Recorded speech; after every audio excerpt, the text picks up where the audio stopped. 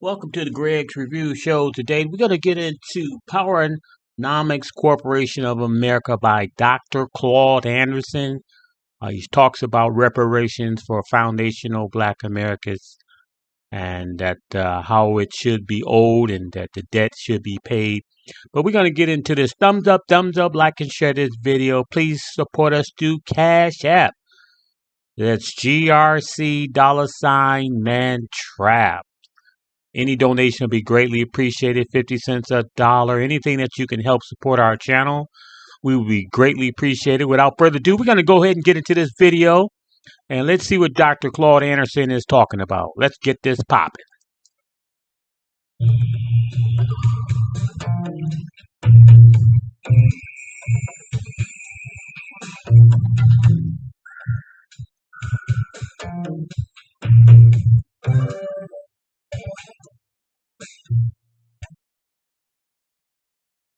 So this morning, what we're going to talk about, I guess I can call it shampoo.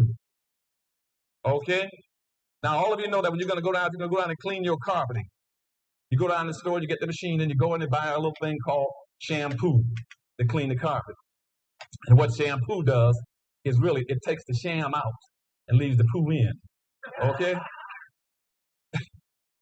And that's what's been going on through history with black folk. They keep taking the sham out and leaving the poo in. So this morning, we're going to do a little shampooing, okay? And we're going to start off and take you right through history again, through a second segment of history. And we're going to start dealing with some of the issues about reparation. And everything I tell you must be taken in that context if you really, truly are going to understand the nature of reparations. That's the only way you're going to do it. You must understand the nature of it. And what it's saying is this. What I'm saying to you is that reparations is not a nicety. It's not something nice to have for black folk. It is now an absolute necessity. If you do not get reparations soon, black folk, as I told you before, are through. Reparation is not a nicety, it's a necessity. Now, I first wrote my book, Black Labor, White Wealth. That's what I was telling you then. That's been 7 years ago. When I wrote the first affirmative action plan in the United States in 1971 that Jeb Bush just killed in Florida, as you all been reading about in the paper. I wrote that plan in 1971 as reparations for black folk. And nobody was giving anything to black folk for reparations at the time, but it was killed off within 6 months. It was converted to things for minority, women, children, gay, handicapped, midgets, humpbacks, everybody else. Everybody but black folk.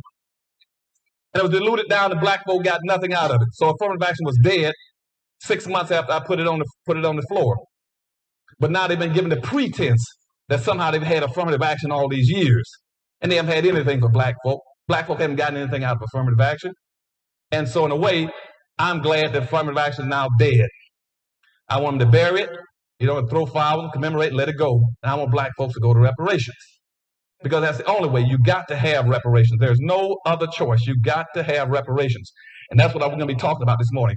But also I'm going to try to show you in my little discussion with you is all the things I want you to be aware of, the tricks and the games. That's why I'm going to pick a certain part of history to show you the games. And you all take your little notes and try to remember these things. So when you see the same games reoccurring all the time, you know what the game is, what they're up to. And so that's what we be talking about, reparations for black folk. Now let's start talking about reparations for black folk. And let's pick a point. Let's take Juneteenth, since this is Juneteenth weekend, the Juneteenth celebration. Now, I talked to you earlier about the importance of culture. So we have to have Juneteenth as a culture process because we don't have any culture. And so you hear me criticize Juneteenth in a few seconds. It's not because I want you all to disassociate or discontinue celebrating Juneteenth. It's just I want you to do it in the right light, in the right tone, so you understand what the games are. It's just like if I were to start talking about Kwanzaa right now. So I don't want you all not to celebrate Kwanzaa because we have to have culture. We don't have any culture. The culture we used to have, whites stole it from you. All your culture has been stolen and exploited by everybody else. See, right now, your culture in this country, your major contribution would have been your genius. See, black folk have a genius for creating music, dance, language, slang. You see, art. And even the way we wear our clothes, that was our culture. But everybody has taken the exploit and gotten rich off it. Every time you come up with anything, they take it from you because you integrate. You see, one time, Dixieland music was black. You see, jazz was black. Gospel was black. Blues was black. Rhythm and blues, rhythm was black. Now they got your music. That is a $103 billion a year industry, and black folk get less than 1% out of it. You see, even the Hispanics got your music now. They take African music and mix it with black music and call it Latin beat. See, everybody makes money off of black folks. Because when you're integrated, you open yourself up. Integration means filleting yourself, saying, come get whatever you want. And you integrate, they went inside, took everything out, and left you with nothing. And that's why you cannot make it under the integration process. Nobody else opens themselves up like I said, come get what you want, take it, and make a living off of it. That's why now they have a rock and roll, museum for whites, and call Elvis Presley the king of rock, or rock and roll, because it used to be rhythm and blues until white folks discovered it. See, they discovered black music like they discovered America. And then once they discovered it, then they became theirs. And we just gave it to them. So we got to have culture. And if I were talking about Kwanzaa, see, friend, I would tell black folks, so you got to understand that we got to have Kwanzaa. Because Kwanzaa gives us something to celebrate at Christmas other than the white form of Christmas celebrating. But Kwanzaa comes out of Swahili. And Swahili is a fabricated language. That's not a real language, a fabricated language that was created by the original slave traders. And that was Arabs. See, Arabs started Swahili. They started Swahili intentionally to be able to communicate with Africans, black Africans. And so that's a fabricated language. So if we talk about we're going to avoid the white man's language and run over to start dealing with Swahili and dealing with the Arab language. See, you just jump from the fire into the frying pan. Doesn't make a difference one way or the other. But again, we need the celebration, but you need to understand that. Now, the same thing is true with Juneteenth. And see, all this to give you the context for reparations now, so you understand the issues. See, Juneteenth, the same thing. See, Juneteenth started off as a major celebration in Galveston, Texas in 1865. It's when black folk finally got the word, the last ones in the country to get the word that they were free.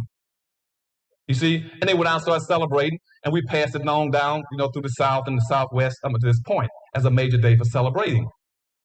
But in reality, what you're going to find out in a few minutes is that you have never been free. They never gave you your freedom. The freedom and there's a little game going on behind the whole thing about emancipation and also about Juneteenth. And we're going to figure out what it is. So if we start getting our reparations, we're going to get it the right way. Now, let's go back now. See, let's go back to let's take Juneteenth as a kickoff point since this is Juneteenth weekend.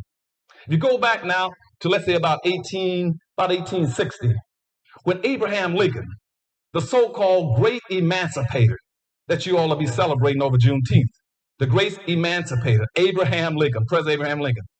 Abraham Lincoln didn't do one single solitary thing positive for black folk.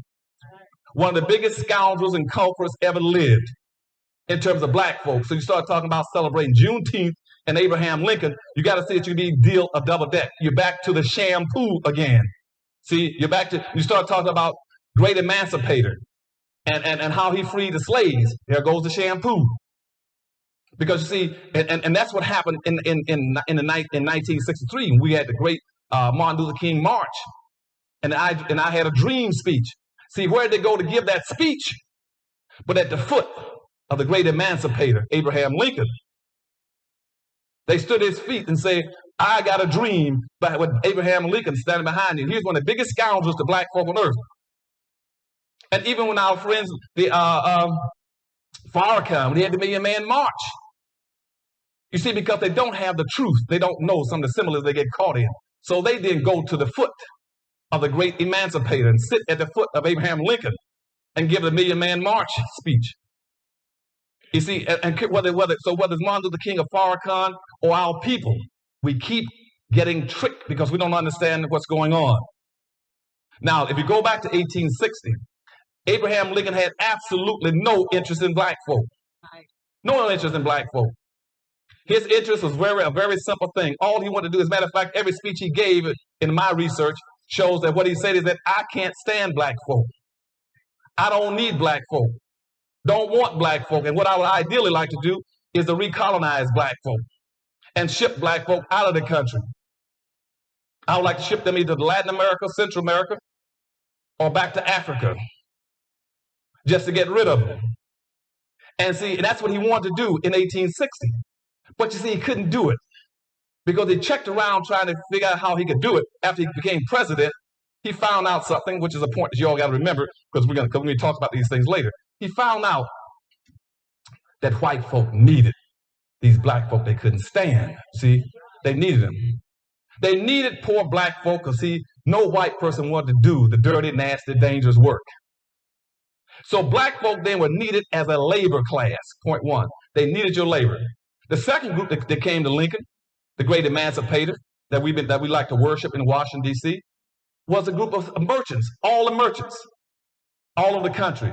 You had people like all the people tied into the textile industry, the cotton industry, the insurance industry, the sugar industry, the tobacco industry, the rice industry, the indigo industry.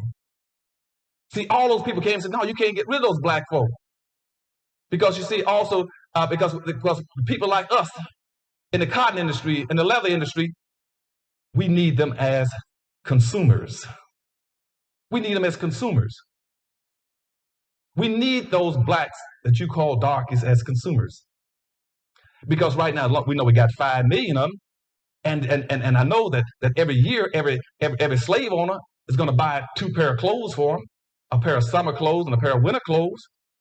And those clothes are made out of what we call nigger cotton. That's the roughest part of the cotton that nobody else could wear. It's rough, tough, and just almost so rough it take the skin off the body. But that's what they made the clothes off of. So you had whites who had these industries. All they did was make what they called nigger clothes for slaves. They knew they had that market. And the same thing with the leather industry. They knew it from the leather industry that every slave would get 2 pair of shoes a year. They would give them a pair of sandals and a pair of brogans. Okay? And so they knew that was so a white leather maker said, hey, I know for a fact I'm gonna sell 5 million pair of sandals and 5 million pair of brogans every year. That is a built-in lock market. I got black folks as a lock consumer market. So I got black folks trapped 2 ways. One, you see, as I told you a few minutes ago, is because we need their labor. And secondly, we need them as consumers. And that's the only way, then, is the reason they send blacks out of the country. They had one other third reason that popped up, and they tried to deal with it through Lincoln, was that the white slave owners said, but on the other hand, they said, don't you know we've invested something like $8 billion? That we got more money invested in slaves than we got in all the businesses in the United States and all levels of government put together. The biggest form of investment in the United States was money invested in slaves. And they didn't want to lose that money. And so what Lincoln did to try to resolve that, he says, well, what I'll do is that let me give you all some reparations. And if I decide to send them out of the country, I'll give you some reparations. So he sent a bill over to Congress to give reparations to white slave owners, saying if you all were free the slaves, I'll give you reparations for it. And the only place they got it was in Washington, D.C., which in Washington, D.C. just happened to be the slave capital of the world at that time. And so in Washington, D.C., it went through where they awarded something like $300 for every black slave that was released by a white owner. And that was reparation for whites. Now the whole context is set. So people say, well, the war started now. What are you going to do with all these blacks? So we go from about 1861 to about 1862. Now remember I just told you these points now about they needed blacks for labor and consumer, and they wanted reparations. Remember those 3 points. Now, here comes 1862.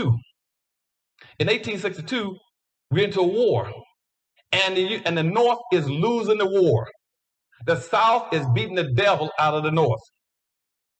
The South is beating the devil out of the North. There was no way that the North could win the war. No way they could win it. They couldn't win it for some very simple facts.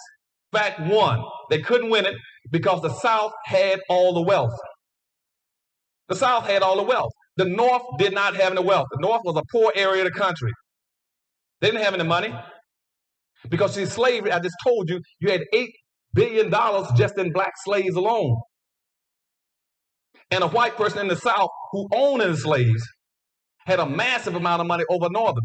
As a matter of fact, a white person in the South who had what we call a gang plantation, we used gang slavery, he had 400 times the wealth of a typical Northern white. A white man in the South with 2 slaves had more money than the average white male in the North by throwing his family, his home, his car, his wagons, animals, business, anything else, throwing together. That's where all your wealth was. A black person, a black slave was a walking American Express card. Every white person could make a living just by having one slave. All you do is put him up in the morning, send him out to work, and go back to bed, and wait for him to come home in the evening and take the money from him and get paid for it. It was called rent a slave. They buy slaves and rent them out to other people up and down the road to use them. So everybody understood that was the name of the game, is that you got to have and own some black slaves. Now, so what we did, and so by the North couldn't win. So the North said, we got to have a plan. We got to have a plan so that the North could beat the South. Now, see, nobody's talked about freeing any slaves. Don't y'all get off on the wrong point. Nobody's talking about freeing any black folk. So now we're up to about 1862. All of a sudden, a couple of generals around Lincoln said, look, we're losing this war. We're losing the war. We're getting the devil beat out of us. What can we do? Lincoln said, I don't know. They said, I'll tell you what, we got a scheme. Why don't we play some games, play some trickery? Let's use a little shampoo. What we'll do is, let's turn around and put out the word that you're going to free the slaves.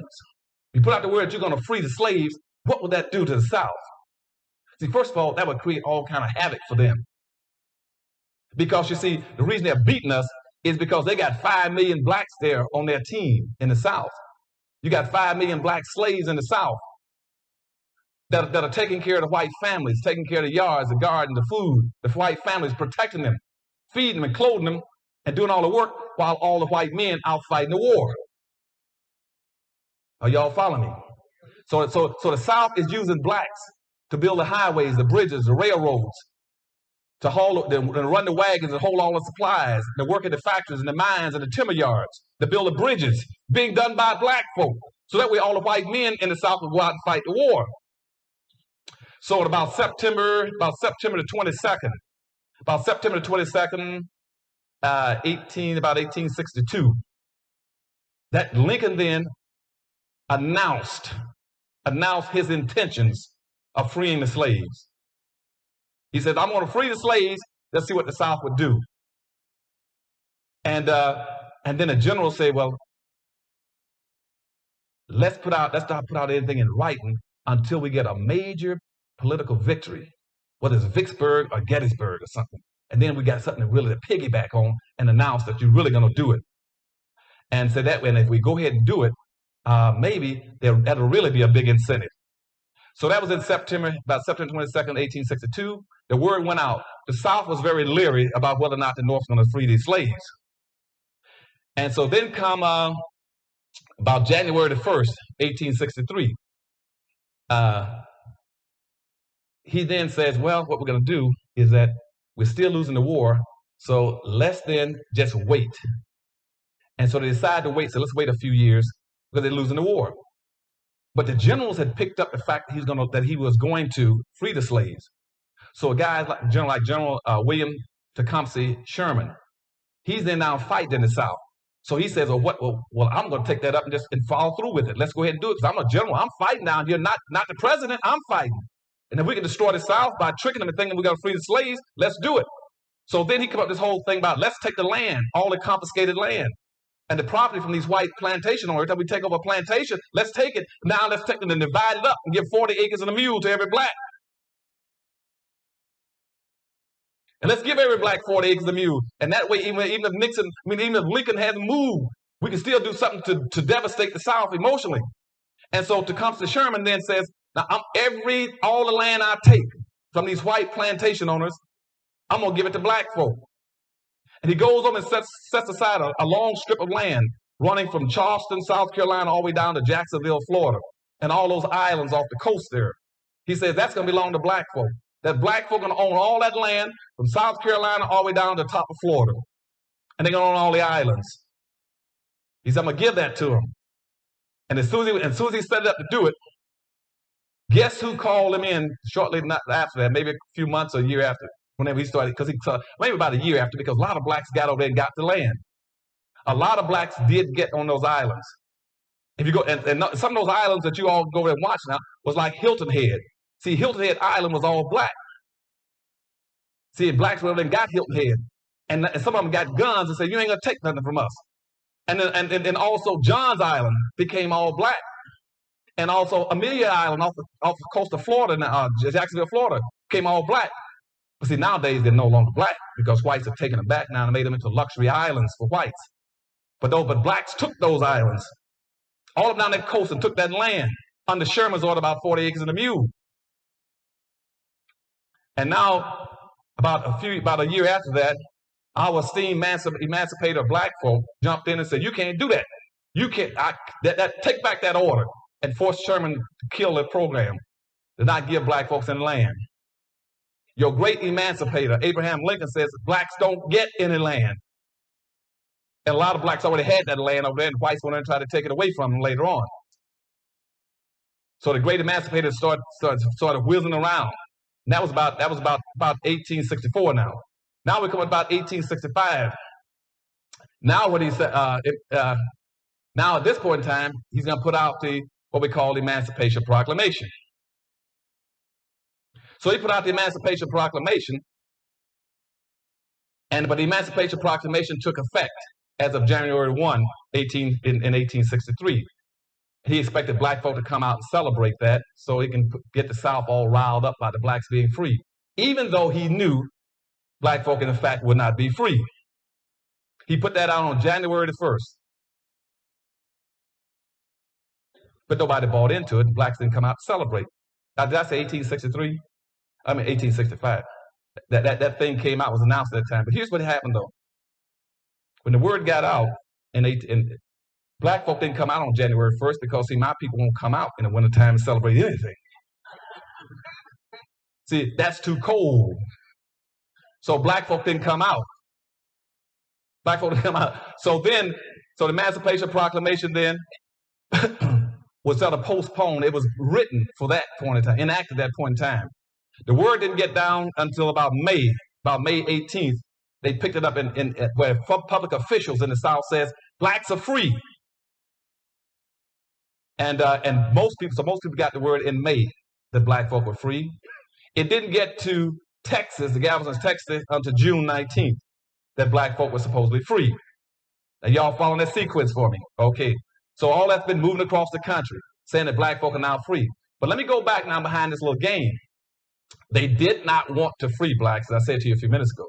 What they wanted to do was to disorganize the South by giving the pretense that somehow black folk are free. So here's what your good esteemed President Abraham Lincoln did. In the Emancipation Proclamation, what he said was this: I now hereby declare all the blacks who are in the Confederacy as slaves as now being free. Now, listen to his logic. He's in the North with the Union, and the South is the Confederacy.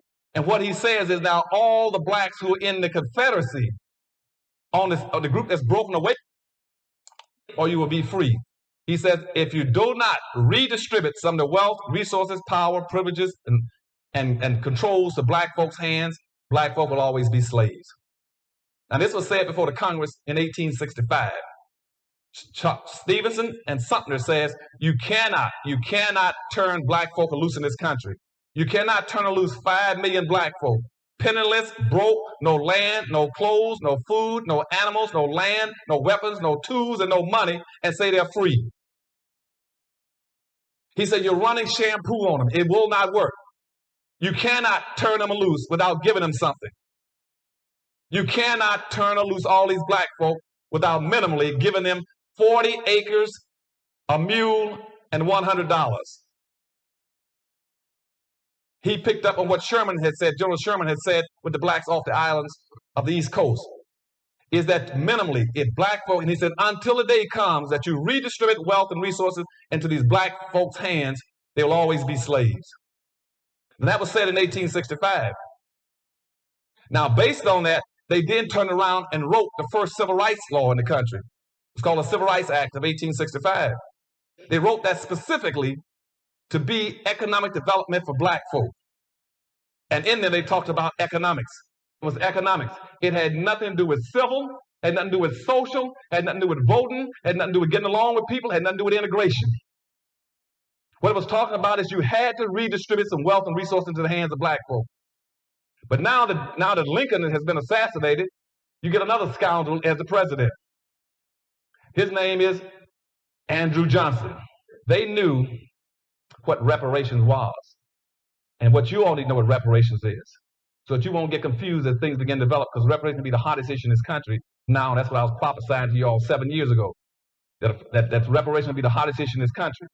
Reparation means compensation in the form of money, materials, or labor for injustices committed. That's what reparations mean. So reparations has always been economic justice. That's why my book, Black Labor, White Wealth, A Search for Power and Economic Justice, was about. That you're talking about economic justice, you talk about reparations. It means creating a structural economic inequity. So those congressmen understood that. So they asked for the 40 acres and a mule and $100. And they sent it over to Johnson, who was the new president of the United States, and he vetoed it. Saying black folk don't need anything. They're now free. Quit giving them handouts. And now they're free. Let them live and survive on their own. And they use a term which says either let the ends work or starve. Okay? Now, at that point in time, they killed the bill. Now, these same congressmen came right back again later on that year and wrote the second Civil Rights Act. And that Civil Rights Act again, once it went through the Congress, it came out. It then became the Civil Rights Act of 1866. That was the second Civil Rights Act. This time they had to tone it down some. And again, they started working the games, and they were losing their power. So they had to start putting in all this all, you all, everybody, everyone, all this broad, ambiguous language again. And they passed the act again. This time they sent it over to Andrew Johnson. And they overrode, he tried to veto it again, they overrode him, and it went into law. That law is still on the books, called the Civil Rights Act of 1866. Now, that gave black folk the only thing positive, and that wasn't that strong, but at least that was the first time they ever got anything that gave them a legal right to do anything. It was the Civil Rights Act of 1866. And following that, they then said, well, we'll take that 1866 Act, we're now going to convert it over to another thing called the 14th Amendment. And we're going to try to put as much of that in there as possible, because nobody still would accept black folk as being free and would do anything for black. They say, hey, these black folk think they're free. They really think, they still think they're emancipated. They think they're free. Even though we did not give them the 40 acres and a mule, they still think they're free. And say, wait, we're going to show you how we're going to get them. Let's go back to the 13th Amendment unless we got them again. Where the 13th Amendment says it's unconstitutional to have involuntary servitude, except when duly convicted of a crime. They said we got them again because our people know how to play this game, the shampoo. So what they said is now, let's now write laws called the Black Codes in 1867. And the Black Codes will criminalize black folk. And we'll put out all kind of laws to make sure we got them again. So they wrote the Black Codes throughout the South, and a lot of northern areas enforced them. And those Black Codes then says we got you where we want you. Because all we got to do now is put out all these laws. Like, for instance, that a black person must have a signed contract to work for a white man by January the 1st of every year, or he can be arrested for being idle and vagrant. He had to have a contract in his hand that he could not be.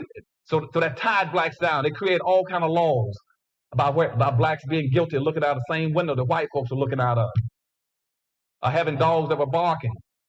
And one of the biggest ones that get arrested black folk for and criminalize them was called playing games with white folk. And so when they started that, now this set up a whole new system of things. They passed those laws. And so blacks didn't get the reparations. No reparations come yet, because they still shampooing everything. So now what the North says, hold it. Yes, the South has passed these black codes, but we're not going to get involved again. Because right now, whites want to re-enslave black folk. Why should we get involved? They said, we got what we want. We fought the Civil War. And all these things I mentioned to you are important now when we start talking about reparations. So watch me now. We fought the Civil War. We didn't fight the Civil War for black folk. We fought the Civil War for the North. We fought the Civil War so that the North could take over the wealth of the South, and so they could industrialize and build industries and factories. We fought the war so the North could build factories. We fought the war so that we could whites had control of the Congress. Another thing about the 3/5 of a human being, whites were using that to control the Congress in the United States by counting blacks in the census, but not letting blacks hold in the political office. So whites got the benefit of saying, I represent all those blacks even though they can't vote. And so whites were controlling the government. So that's what the North was fighting the Civil War for, was to take away the wealth and the control of the South, power of the South. And so what the North says then is that you all can have those blacks now. If you want to do the black codes, fine. I don't care. They want 40 acres a mule. We're not going to give them the reparations, 40 acres a mule. And so they said, what we need now is some kind of an instrument to make sure that we need the South to be redeveloped. We got to redevelop the South, but we can't do anything to help black folk, and we don't want to hurt the North. So how do we do it? And people say, well, why do you need black folk? They said, well, we still got to have black folk to pick this cotton. See, we still got to have somebody to pick the cotton. I told y'all, we still need that black labor. We still need black labor. Yes, they are so-called free on paper, but since we didn't give them the 40 acres a mule, they're still not free. We still need them. How can we use them? And so they said, we got to create an instrument that would keep black folk and yet get them, and we still need the cotton. So what they did then, they created something called the Freedmen's Bureau in 1868. The Freedmen's Bureau is what later on created all of our black universities. And what they did, they took the Freedmen's Bureau and set up a special commission that would go around through the South and supposedly, in quotes, to help black folk. And the Congress appropriated some monies for them. And what they were supposed to be doing then was trying to give black folk a little bit of food, a little bit of so-called minimum welfare, and to help them prepare to be free. But what they decided to do was to use the Freedmen's Bureau in a very slick scheme again to re-enslave black folk. And what they did then is they came up with a whole scheme saying we still need black folks' labor. So the Freedmen's Bureau then set up a thing called a contract system, where they drew up a little contract, which if a black person signed it, it tied him to the first spot. See, in other words, he put his name in the first spot with an X and tied him into the white man at the South. Okay? And the Freedmen's Bureau went all throughout the South, said they're going to do it in such a way where because the whites in the North needed cotton. Still needed cotton. Even though they destroyed the South, they moved all those factories and all the cotton from the South to the North. And now the North got all the plants in the South, and they needed factories. At that point in time, in the late 1860s, over 60% of all this country's export and wealth was in cotton. They were still shipping cotton out. And they need to sell cotton because like England was buying something like 1 billion pounds a year. And they needed that cotton, but they didn't, and they could have solved a racial problem at that point in time by just simply saying, if we need cotton and we need cotton production, why don't we get the 40 acres and a mule to the black people and let them raise the cotton and buy it from them? You know, if the country needs cotton to survive, because that's our major industry, why don't we give land, mules, and money to black folk, let them raise the cotton and buy it from them? And see, the racism in this country was so acute and so strong, they said, don't give them anything. What you do is to go around and sign up the contract and make them work for whites, and we'll buy it from whites. And almost every state in the United States then passed laws saying that black folk couldn't even raise some of this cotton and tobacco. They took the Freedmen's Bureau in 1868 and said, look, what we're going to do now is that we got to figure out a way not to give these black folk 40 acres a mule and no reparations. They said the Freedmen's Bureau said, go get them to sign contracts. Because yes, we can go give black folk 40 acres a mule and still get our cotton, but we don't want black folk to have any wealth and power. No wealth and power for them. So what they did, and after about 3 years, the Freedmen's Bureau went throughout the South, signed up every black person, every black farmer, every black family to contracts. Those contracts then locked black folk into what you call sharecropping and peonage.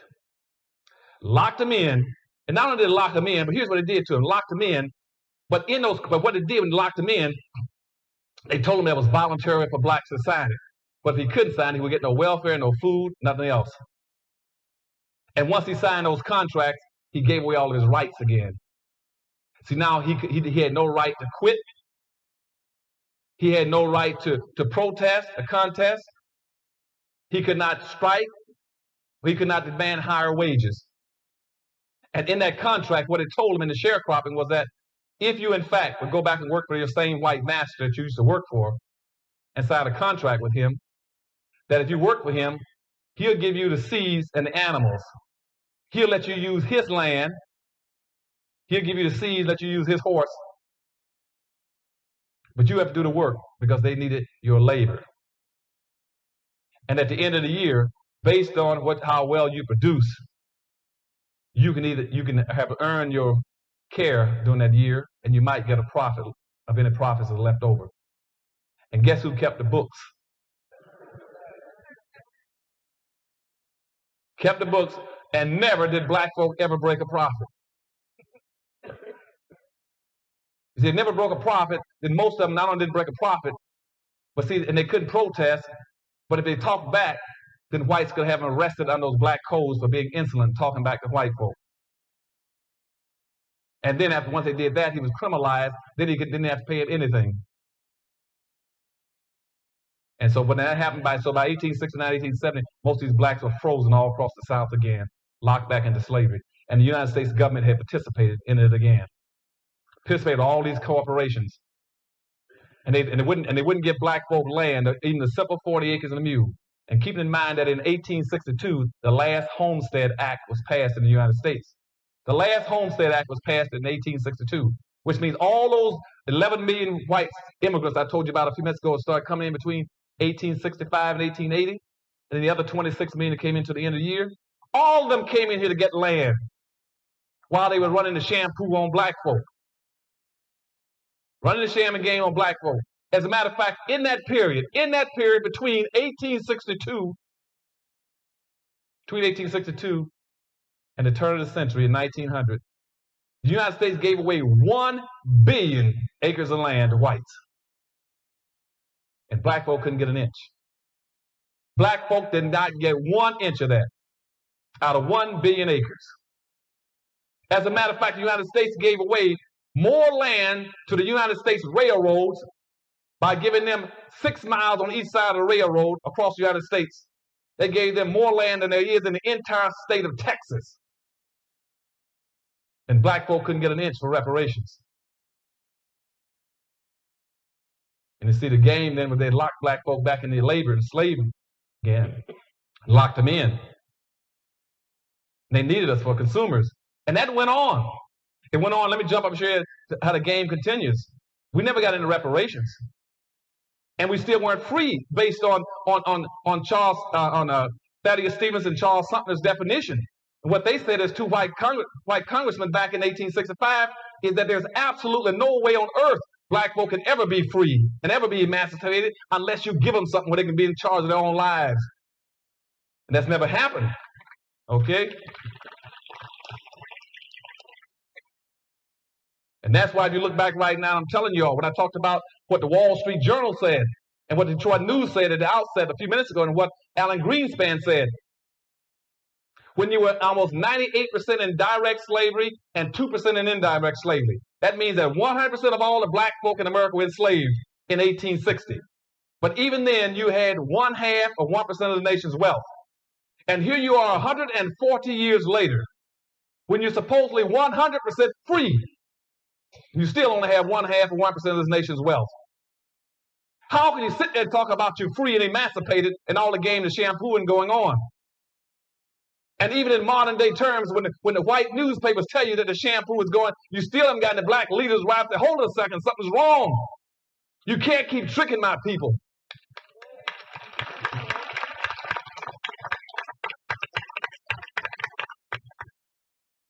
As a matter of fact, when we get into reparations, I want you to have these arguments when people start telling you about why they oppose the reparation for black folk. One of the first things you're going to hear is that we oppose the reparation for black folk because we've already paid our dues. We fought the Civil War to free black folk. You didn't fight the Civil War for black folk.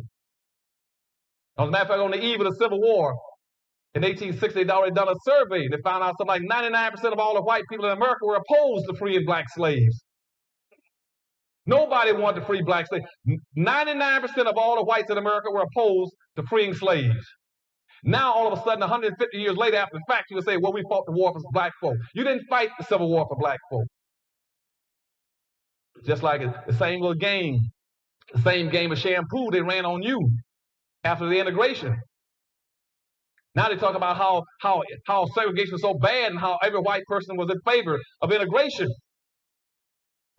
When it's even as late as the early 1970s. 87% of the white folk in America in the 1970s were still opposed to integration for black folk in America. Said black folk were moving too fast and wanted too much. You see, every time there's a game, we get the shampoo. They run this same sham and leave the poo in. So now when you start talking about reparations, they can start running these games on you again about we've already paid our dues for fighting. We died and fought to get to free black folk. They didn't die and free the black folk. Black folk are still enslaved. They have never been emancipated. If we're going to get it, we got to go back now and remember all those principles. They used us as a labor class to get wealth. They got their wealth now. We didn't get any. So we got to go back and get us a model. Now, what most people keep trying to use as a model, they want to use the Japanese. I don't want to use the Japanese. I want to use the American Indians. Now, why did I pick the American Indians? Because, see, the American Indians were the only group that was stipulated in the Constitution along with us. See, the Japanese weren't even in the country. See, when slavery was ending, I did not have one Asian in America in 1840s. I didn't have one Asian or one Hispanic. Not one Asian or one Hispanic in the entire United States in 1840. So I can't compare with those, but I did have Indians here.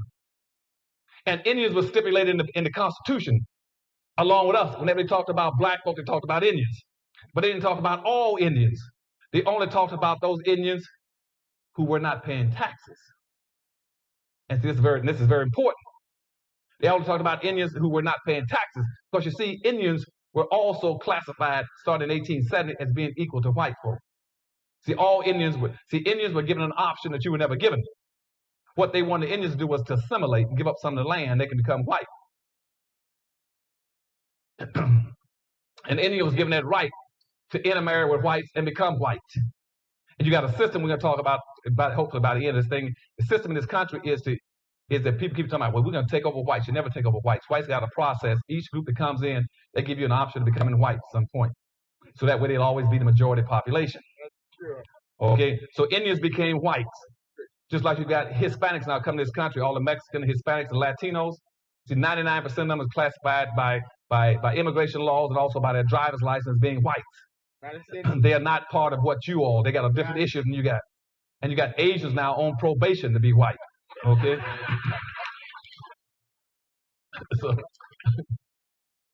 So what we're going to do then, we're going to go back and track the Indians. That's the closest thing we can track in terms of reparations. Now, how did the Indians get over and get some of the things they're getting? Indians got slick.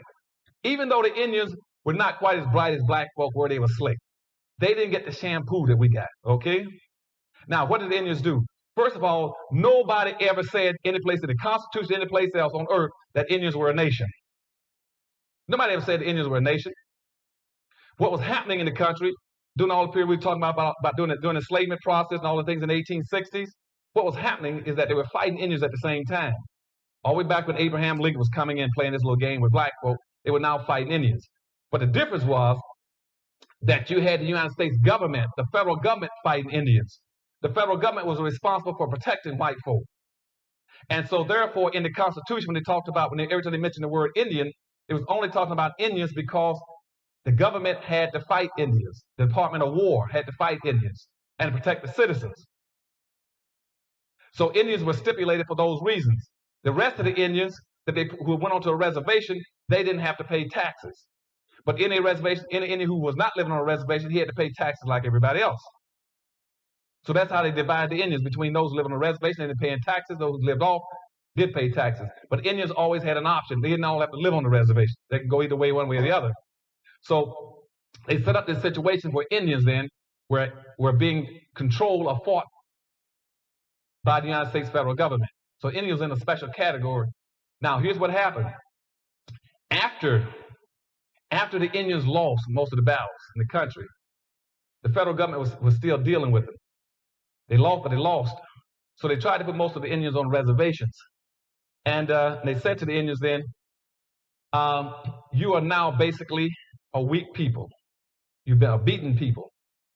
And so the Indians said, well, as a beaten people, and we're on the reservation, what we're going to do, the first thing we're going to do, unlike those blacks over there, unlike those black slaves who just came out of slavery, we're not going to be like them. We're not going to be as foolish as they are.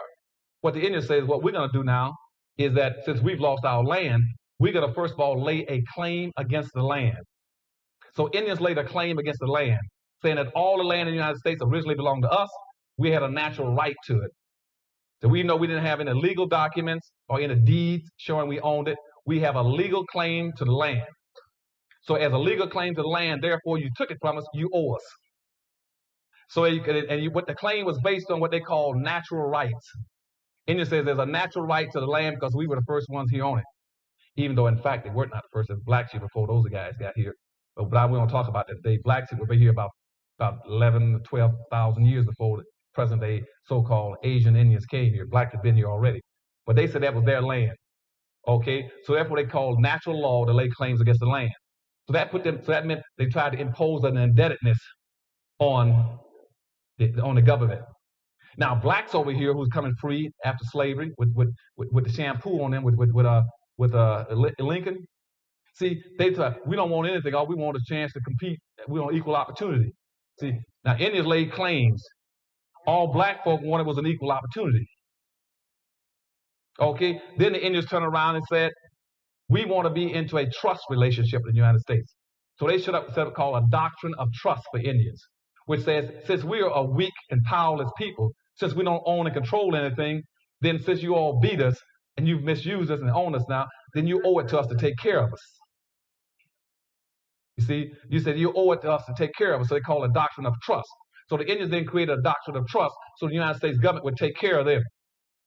And as a result of that, see, then they could get free land, free labor, free medical care, free education, free casinos, okay?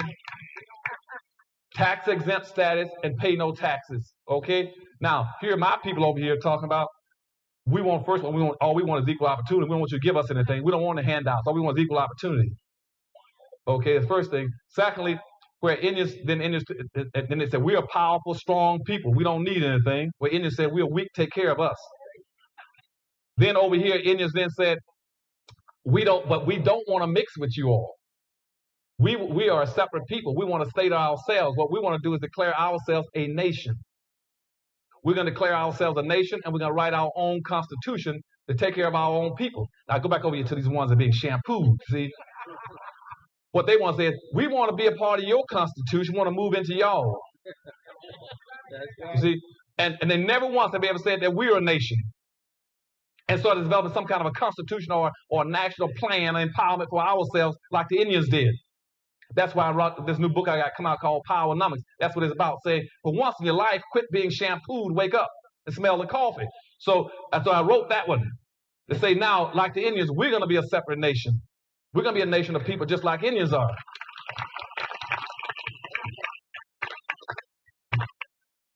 And the way the Indians got it approved, that's after they accepted the Constitution, they kept calling themselves a nation. And even though blacks in America are a nation within a nation, they've always been a nation within a nation. Black folk are just as segregated now as they were in 1954. You're still not integrated anything. You're just as segregated now. You're still a nation within a nation. All they gotta do is declare themselves a nation, get them a constitution, and that's what you're gonna get in PowerNomics. Y'all make sure you buy that book when it comes out, okay? You're gonna get that. So they got that set up. Now what we want to do then is, so the Indians then said, they kept playing around with this thing about being a nation, being a sovereign nation. Call themselves a foreign nation because they had to deal with the federal government because the federal government was protecting the citizens. So then about 1832, a Supreme Court justice named John Marshall, and he ruled and made it official because at that time we had a do-gooder white liberal out messing around with the Indians on the reservations, and I think it was in Georgia, and somebody there was a law in Georgia that said, they didn't want whites on the reservation stirring up the Indians. So the whites arrested him, put him in jail, something like this. He appealed and they sent him to something like 15 years imprisonment. He then appealed and went to the Supreme Court. They got in the Supreme Court in 1832. Chief Justice Marshall ruled and says that that the Indians are a separate nation. He picked up that rhetoric that Indians have been pushing about being a separate nation. And then he said, well, the Indians are a separate nation, so therefore this guy got a right to go out there when he wanted to. And when he made that ruling in 1832, that officially then made in our constitutional law, they started accepting Indians being a separate nation.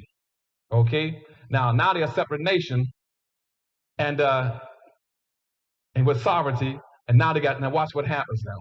Now they're getting dual benefit. They're getting reparations all the time. Now, Indians now, that means every state set up an Indian commission. Every state has a separate Indian commission now to give Indians what they want because they're under the doctrine of trust, that they are dependent people and you have to take care of them, those on the reservation. And they're never going to lose the reservation because they're not stupid. Why would they leave the reservation? They sit there and be taken care of. And you always got people saying, look how poor they are. Yes, they're poor because they ain't going to leave there. They want you to bring it to them. They can leave anytime they want to. Any poverty Indians got is poverty they sit there waiting with for you to come resolve for them. They don't have to stay on the reservation. They stay there because that's free land and free everything. So when they set up that kind of a trust, Indians then sat there and waited for it. But see, we didn't set up that kind of trust. And when they got that ruling, that made it legitimate then that Indians were now an official foreign nation. Then every state then set up an Indian commission and that gives Indian services. Then they set up a federal Indian Bureau in Washington, D.C. The Federal Indian Bureau typically puts out something like about $23,000 to $26,000 a year for every Indian in the United States. Then you got the biggest Indian tribe in the United States, the Cherokee tribe, that picks up in terms of reparations. They pick up something like you got about 155,000 Cherokee Indians out there to get $770 million a year in reparation funds. So Indians are getting all kinds of reparations. Indians have been getting reparations through treaties now, through land and free everything now for 200-some years. Black folk have got nothing because you went the wrong way. You cannot sit there and want to be a part of white society and that's exactly what the game they want you to play. Rather than say, no, I'm a separate nation. You have problems, you owe me just like you owe the Indians. The Indians should be your model.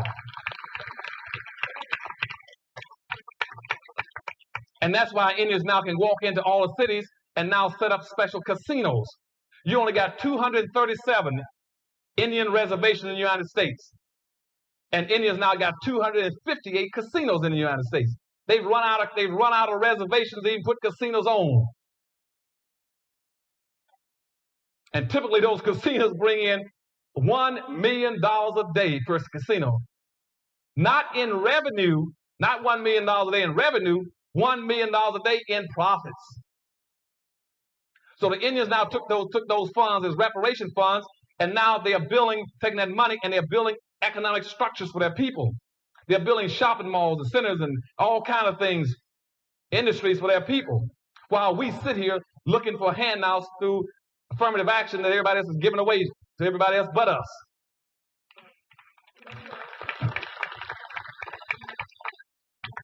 Even make it worse than that. We sit here trying to be independent and arrogant, pretend that somehow we can compete with white folks with nothing. And we got these little watered down, useless, half a business ain't worth 2 cents. And we got something like about 500,000 black businesses in the United States. They only employ 1.5 people on the average. And they always bragging about the number of black businesses have doubled in the last 20 years. Yes, the number of black businesses doubled, but the money didn't double. They ain't getting more money, you just got more people chasing the same dollar. Okay, so first our model then should ideally be Indians. We can track them and do some of the same things they did. And that means that not only will we try to follow their policies of non-integration, but trying to be a separate people and getting them as much advantage as you possibly can. Secondly, under the doctrine of trust, make the government responsible because we are just as weak. Nobody's more weak than slaves. And see, the Indians were not enslaved; they were free, and yet they are now classified as weak and weak people. So they're given all these benefits. That's why their kids can go to school and get free college education. That's why they got 28 universities in the country. So we then want to get some of those same identical benefits that Indians are getting. So when people start telling you every time black folk want to say, we need this and that, they say, well, Dr. Anderson, black folk are not as bad off as the Indians. I said, the Indians are that poor, make black folk like Indians. Treat us like Indians, they're that poor. See, but they always want to try to neutralize any concern you have about correcting conditions of black folk by pointing to Indians. And then they point to those Indians who are sitting out here on the reservation and sitting there waiting for something. And so what I'm telling you, then let us be treated like that. Treat my people like Indians. Let us be tax exempt. Well, we don't pay any taxes every year. We play the same game they're playing, okay? Now the next thing we want to do is we got to be prepared to start answering some of these people are going to be opposed to reparations for black folk. They're going to come at you in three different ways. The first group that's going to come after you are going to be whites. You can rest assured right now that 99 and 100% of all white people in America will oppose the reparations for black folk. You must be ready to deal with that. Be ready to deal with it. Because they're going to be opposed to you for a very simple reason. That's called racism, racism. Racism means maintain the conditions on black folk the way they always were. So they don't want you to change anything. So they're going to come after you. But keep in mind that whether or not white folks want reparations for black folk is immaterial. We could care less about what they think. That's not the issue. That's because in a system of justice, when it is not the perpetrator's responsibility to decide whether or not you're entitled to compensation. See, in other words, if you ran over my house right now and killed my dog or something, I sue you, you can't say, well, I killed your dog, tore up your house, but I'm against your suing me. That's immaterial to me. It is black folks' decision whether or not they want reparations and how they're going to get it. And they start telling about white folks oppose it. Fine. I told you a few minutes ago, 99% of all the white people in America were opposed to freedom for black folk out of slavery. Keep that in mind. 99% were opposed to your being freed in 1860 at the eve of the Civil War. Also doing integration. You had about 87% of all the white people in America were opposed to integrating. So whether or not they want emancipation or not is immaterial. So be ready to deal with them. The second group you got to deal with are going to be black folk. You're going to have all kind of black folk in this country going to be opposed to reparation for you. They're going to be jumping out. They're going to be jumping out of the woodwork. They're going to be jumping out of the woodwork because they're scared to death. They're just as scared now as they were in 1860. They're going to say, we don't have anything, and when we ask for something, they'll take away what we got, and we don't have anything, but they'll take nothing away from us. And so you're going to have that group that's always scared, and they're always going to say, it's better for us to have nothing than you try to get something, because that way they'll take us back to nothing, which is where we are already. So watch out for that group. They're going to be coming out. The other group you're going to come out against, you're going to be a lot of your black leadership in America. The black leadership is going to come out of the walls. Whites are going to pay a lot of blacks to come out against reparations for black folks. Okay? And I've already been told this by one of the biggest white law firms that I know have already set across the table for me and my staff, said, Dr. Anderson, we're going to help you all with reparations. These are Jews now. That we'll help you all with reparations, but the problem you got to watch out for is that you're going to have all kinds of blacks coming out against you. And I said, I doubt that. And they said, no. They said, I said, how do you know that? They said, we might be white, but we're not stupid. They said, we know there are blacks in America who are paid. They're paid to come out against you all on everything you want to do to get black folk out of the ditch. We know that. And say, if we're going to help you, you better be prepared to deal with that and give us some ways of dealing with it. And they're going to come after you a lot of ways. You're going to have a lot of blacks coming after you telling you, same thing like whites, that you don't need it, or that's counterproductive, or whites will get angry, or you're going to create racial problems in the country, anything else. See, it doesn't create a problem for anybody else to get something, only when you all get something, creates a problem. They're going to come out and tell you that, okay? And they're going to be paid to do it. And they're going to try to do it also by always blending it in, going back to those terms I told you about earlier. Anytime a black person comes out, start talking about all, we all, you all, poor folk, multicultural, culture diverse, minorities, you all have been had and been shampooed, okay? That's what it means. Anytime you got a black elected official, or a black civil rights leader, or a black minister, you're going to represent all the people, you've been had. Your first concern is you take care of your own people first, okay? You have never heard a white person jump up and say he represents all the people. Come to Washington and watch all the white senators come across this country. They say, I come here to represent my constituency, my people, back in my home, in my city, in my state. Only black folk want to represent everybody. That goes back to that slavery bit I told you about earlier. Watch that. When they start talking about all and all of everyone and everybody, you're through in the country. So watch for them, and when they do it, you all nail them. Nail them up front. I don't care whether it's an elected official or a civil rights leader, but they're going to be coming out against us pretty soon, okay? The second thing you got to watch out for now, we got to be able to look for the responses that whites going to come out with. They're going to come out with stuff like, why am I responsible for reparations for black folk? My family didn't enslave any black folk. Fine, that's good. But you still owe us. You owe us, first of all, because it doesn't make any difference whether or not your family enslaved black folk. You came here and enjoyed all the benefits of them enslaving black folk. And you're not paying for the fact that black folk were enslaved, whether your family enslaved or who enslaved them. You're paying for the benefits that you enjoyed then and you enjoy it now. You're just paying for benefits, okay? So you make sure you take it over to benefits. You tell me you ain't concerned about who did the enslaving. You're concerned about who's enjoying the benefits. And they're going to pay for it like any other person in the house. You go into a restaurant, they're going to pay. Whoever gets the service is the person that pays for it. You enjoyed all the benefits of coming into this country. You can't, nobody begged you to come from Europe or from the Far East or from Latin America into this country. You came here because you wanted to enjoy all those benefits that black folk had created. You sat at the table at the banquet and you ate, now it's the bill time. Okay?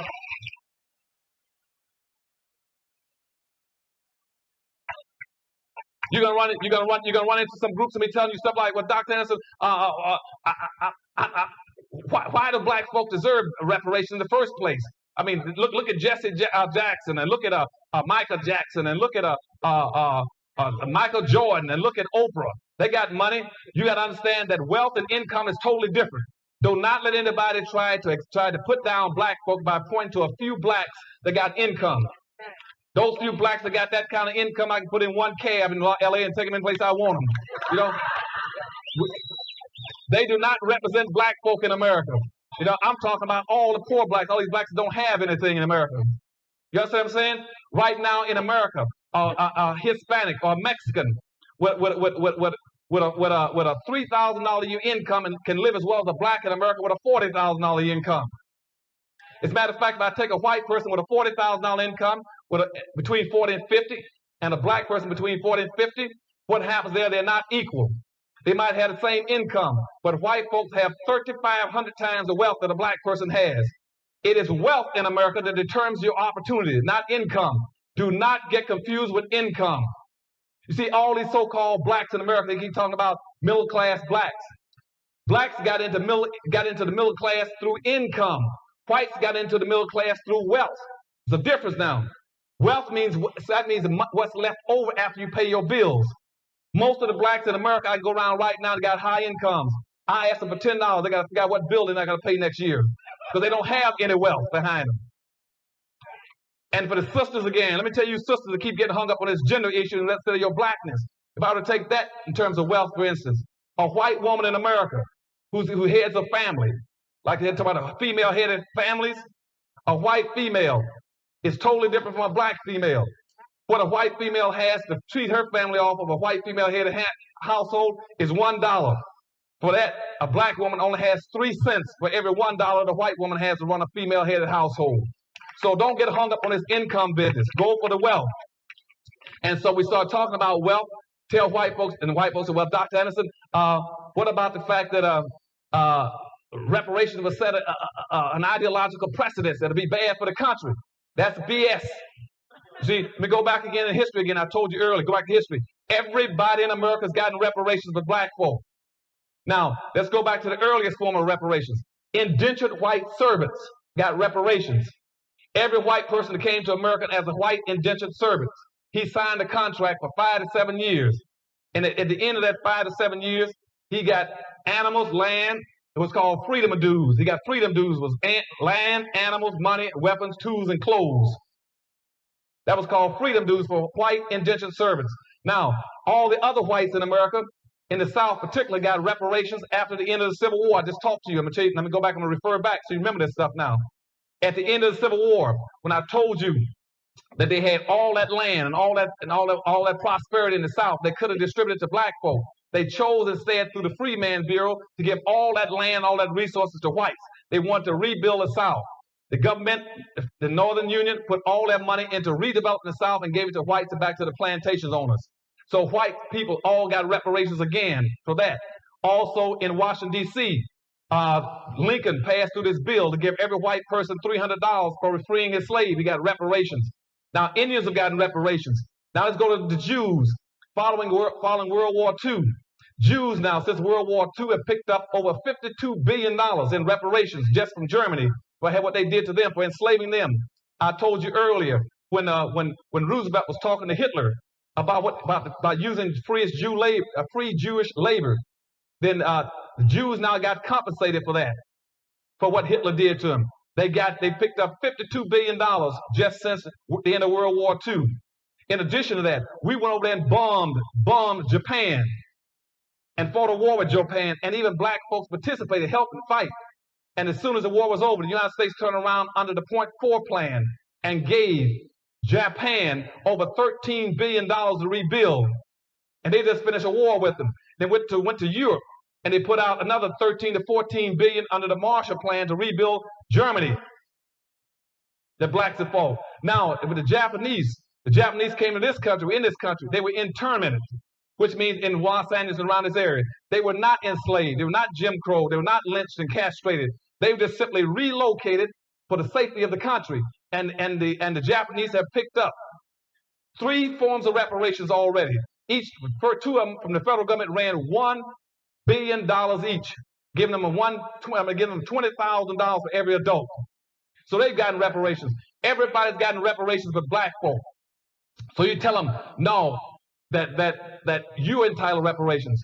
Now, another thing they'll tell you, they'll say, well, Dr. Anderson, I'm just a single person trying to earn a living. Why should I pitch in and pay for black reparations?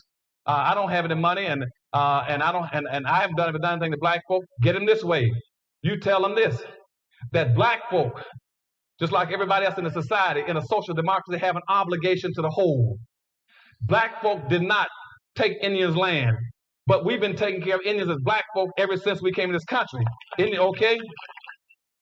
All that money going into those Indian treaties and going to Indians, those federal Indian bureaus and state Indian commission and paying for Indians so Indians can't pay taxes and giving reparations to Indians. Black folk are paying for that. Black folk did not create World War I and World War II, but black folk fought and put money into it. Black folk did not steal $750 billion out of the S&Ls in the United States. But every black adult in the country has to put in $2,000 for 20 years to repay it. Black folk have not done anything in this country, but black folk are charged with everything that goes down. And so whites must understand that everything that went wrong with black folk, they got an obligation to correct it. Just if they're white, fine, you still pay it. There are no longer. Whites must understand that the days of the thrill are gone. Now, to get the thrill, you got to get the bill. Okay. Now, as we get our money, we got to move our resources into several things. We start developing it. When we get these funds, keep in mind, no black person should be looking for money individually. We're not going to get into that bag. No black money comes except those who are going to be a part of some of our national suits. Any black that becomes a part of our national suit, you can get money directly. We'll be having hearings through the Harvest Institute in Washington, Detroit, and Los Angeles, where we'll be taking testimony, making blacks a part of a national suit, because we're going to be going after about 257 white corporations, okay? Now, if we win that, you get money. The rest of you blacks don't get any money that way. Where you get your money, the money's going to go into special funds in the country between 2 regional development banks on both sides of the country. And what we do then, black folk can go to those banks and borrow that money either to get long-term, low-interest loans of no more than about 1% interest rates, or the money would go in to help you start a business as equity capital so you don't have any debt, okay?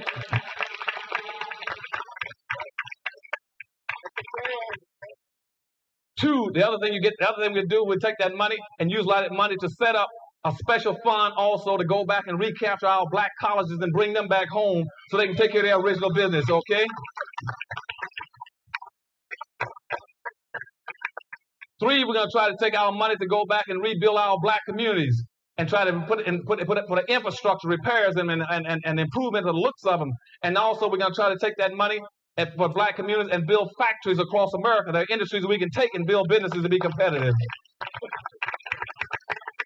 We're also going to take our power that comes with that and try to set up special exempt status for black folk in some of these ghetto areas. We got ghetto lands. Those lands should be redistributed to black folk. You got a lot of state-owned land, federal land, and ghetto land, and abandoned land in these black cities that don't belong to anybody. We want a land redistribution program. Black folk were never involved in the homesteading acts in this country. All that land with the white folks. We want to get our land act together so we can get some land. And also what we want to do is to be able to help black folk. We want to also take some of that money comes to us. We want to set up a special kind of an organization like the Harvest Institute. It may even be the Harvest Institute that will go around this country and act just like the Jewish Committee, the National Committee, Jewish, which says we will watch and monitor exactly who's coming after black folk and bothering black folks so we can protect black folk. But I can go on and on to tell you, what all the things we're going to do, but Harvest Institute right now is about the only think tank you got, the only thing that's representing black folk in this country. We don't mind being black, even though all of our black entertainers and black athletes are Dr. Hanson. What's the Harvest Institute for? I said, well, it's black folk. That's what does it do? I said, help black folk. It's who's running it. We said black folk. They said, ooh, too black. I don't know how anything gets to be too black when nothing is too Indian, too Jewish, or too white. You see, all white people in America have their own communities, their own churches, their own business, and their own schools, and nobody ever says something is too white. But the minute you start to help black folk, it's too bad or too black. And so we're going to deal with all those too blacks too, okay? But the last thing I want to tell you about this is that we're going to come together as a group. We need your support in this country, and it's a new day for black folk. We're going to go after reparations, no more affirmative action. We're going to go as a team. Whether you like it or not, God has arbitrarily assigned you to a skin color team. And regardless of how much money you got, I love you, but regardless of how much money you got, it doesn't make any difference. How much education you got, it doesn't make any difference. Because if your team loses, everybody on that team is going to lose and go down with it. And you got to operate as a team. Everybody else operates as a team because, why? Because racism is a team sport. Remember that. Racism is a team sport. You cannot get in the game playing as an individual. You can only play as a group. I want you all to stay together as a group, and we can make it as a team. And a person tried to point this out. Our dilemma and our problem back in 1840s. It was Harriet Tubman. When she came up north, they tried to give her a reward and citation for having fought for black folk. She stood up before the audience, and they said, look, Mrs. Tubman, you've done a magnificent job. You're going all over this country for years, bringing back hundreds of black folk to the north, to the promised land. And how do you feel about that? All those trips into the dangerous South to bring back blacks to the hundreds of blacks to the north. She said, I could have brought back thousands of those Negroes that don't know they were slaves. And the same thing was picked up. We got all these blacks in the country that don't know that they're in trouble. And now, and this point was picked up again by G. Carter Woodson in 1933, when they asked him, said, what's the future of the black race? Why can't black folk get out of this dilemma and out of this problem? He said it's almost impossible to get blacks out and save black folk when all those blacks who are in responsible positions that should know better keep doing everything they do can take black folks backwards. Okay? So what I'm saying to you, we love you. We're going to come together as a team. We're going to do it. And we're going to do it first through reparations. And the Harvest Institute will be conducting these hearings all over the country. I want you to come forward and try to help us. But more importantly, we cannot do it if we don't have the money. If we don't raise enough money, we can't do it. Now, that puts a special burden on you all in Los Angeles because you all are about the strongest, most aggressive, most sensitive, committed blacks we got in the country. You all got to figure out how to raise money for the Harvest Institute and do it fast so we can have those hearings. And what those hearings are going to do is collect all that data and information. We're going to store it. Then we're going to analyze it, all the tapes, everybody who comes forward and says, my mother lost the land here, they killed my daddy doing this, whatever it is. We're going to have all those records in one place.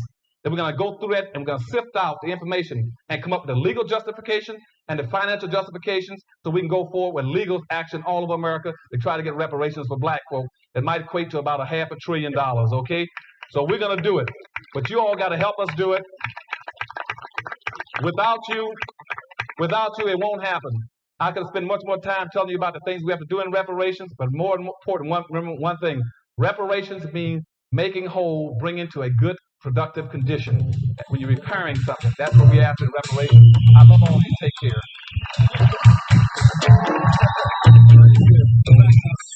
Thank you. I love all of y'all now.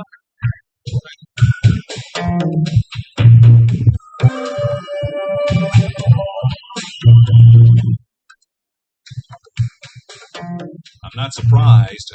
You take a decided historical tone with this book. But what's interesting about the way this book is put together, Dr. Anderson, is that it includes myriad factoids about history, black, white, and otherwise. But in addition to that, you are trying to set a record straight, a record full of holes, voids, and obvious omissions. You say that black history is not, or history in general, is not taught very well in the American public education system. How would you change the way it's taught? The first thing I would do is I would have to base it on what I learned years ago when I was over education for the state of Florida. Being over the education system, I went in and reviewed some of the textbooks, Daryl. I found out in the state of Florida that invariably blacks only showed up twice in the history books. Either showed up in the course of slavery, where they were picking cotton in the fields, or secondly, they showed up in the civil rights movement, where they were demonstrating a riot. And I tried to insist in the state of Florida that they put some blacks into the history book that really told the true story about black folk. And the book companies told me, the publishing companies said, "Well, Dr. Hess, we can't do that. There's nothing about blacks. We don't have any accomplishments of black folk." That was the first thing that set me off. That was a alarm went off my head that somebody is not teaching it. And therefore, the white kids in the state of Florida, as well as the black kids, were being deprived of a true understanding of black folks' role in history. The second thing I found out there was that in going into the black schools, invariably during the month of February. Fair use, fair use. That was a wonderful one video. I'm gonna stop right here. YouTubers, please help support us through Cash App. That's GRC $Mantrap. This is a great video by Dr. Claude Anderson. You need to get that book by Dr. Claude Anderson, PowerNomics. It's a wonderful, wonderful book. And Lord say the same. I'll talk to you again next week. And thank you again for tuning in the Grad Review Show. Bye-bye.